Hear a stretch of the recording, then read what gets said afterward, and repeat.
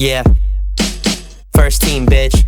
Stop, hoodie time. Bitches bad down, don't even know me. Tell me I'm a dog like Odie, and I only fuck with crazy girls. But Stanley just couldn't do it.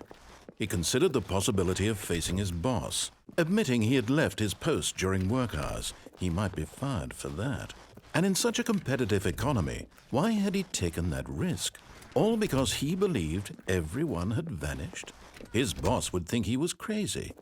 And then something occurred to Stanley. Maybe, he thought to himself, maybe I am crazy. All of my co-workers blinking mysteriously out of existence in a single moment for no reason at all? None of it made any logical sense. And as Stanley pondered this, he began to make other strange observations. For example, why couldn't he see his feet when he looked down? Why did doors close automatically behind him wherever he went? And for that matter, these rooms were starting to look pretty familiar. Were they simply repeating? No, Stanley said to himself, this is all too strange. This can't be real.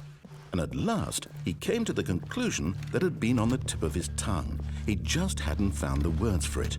"I'm dreaming!" he yelled. "This is all a dream." Oh, what a relief Stanley felt to have finally found an answer, an explanation. His co-workers weren't actually gone. He wasn't going to lose his job. He wasn't crazy after all.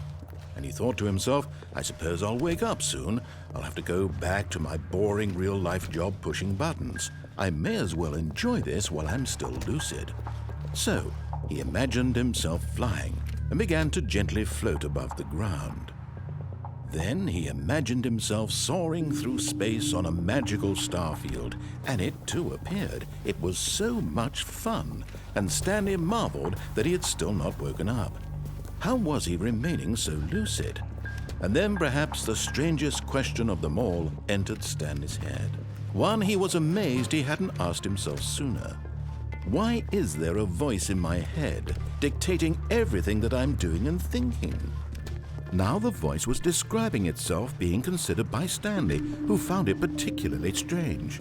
I'm dreaming about a voice describing me, thinking about how it's describing my thoughts, he thought. And while he thought it all very odd and wondered if this voice spoke to all people in their dreams, the truth was that, of course, this was not a dream. How could it be? Was Stanley simply deceiving himself, believing that if he's asleep, he doesn't have to take responsibility for himself? Stanley is as awake right now as he's ever been in his life. Now, hearing the voice speak these words was quite a shock to Stanley. After all, he knew for certain, beyond a doubt, that this was in fact a dream. Did the voice not see him float and make the magical stars just a moment ago? How else would the voice explain all that? This voice was a part of himself too. Surely, if he could just... He would prove it. He would prove that he was in control, that this was a dream. So he closed his eyes gently, and he invited himself to wake up. He felt the cool weight of the blanket on his skin, the press of the mattress on his back, the fresh air of a world outside this one. Let me wake up, he thought to himself. I'm through with this dream. I wish it to be over. Let me go back to my job. Let me continue pushing the buttons. Please, it's all I want. I want my apartment and my wife and my job. All I want is my life exactly the way it's always been. My life is normal. I am normal. Everything will be fine.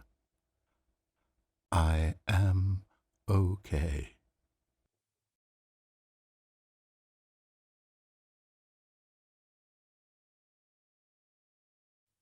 Stanley began screaming.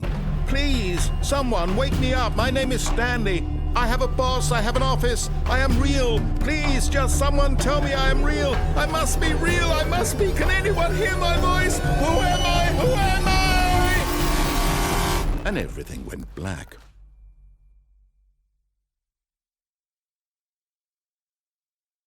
This is the story of a woman named Mariella. Mariella woke up on a day like any other. She arose, got dressed, gathered her belongings, and walked to her place of work. But on this particular day, her walk was interrupted by the body of a man who had stumbled through town talking and screaming to himself, and then collapsed dead on the sidewalk. And although she would soon turn to go call for an ambulance, for just a few brief moments she considered the strange man. He was obviously crazy, this much she knew. Everyone knows what crazy people look like.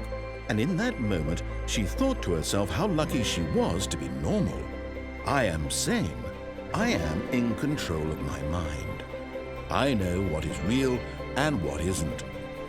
It was comforting to think this, and in a certain way, seeing this man made her feel better. But then she remembered the meeting she had scheduled for that day, the very important people whose impressions of her would affect her career, and by extension, the rest of her life. She had no time for this, so it was only a moment that she stood there, staring down at the body. And then she turned and ran.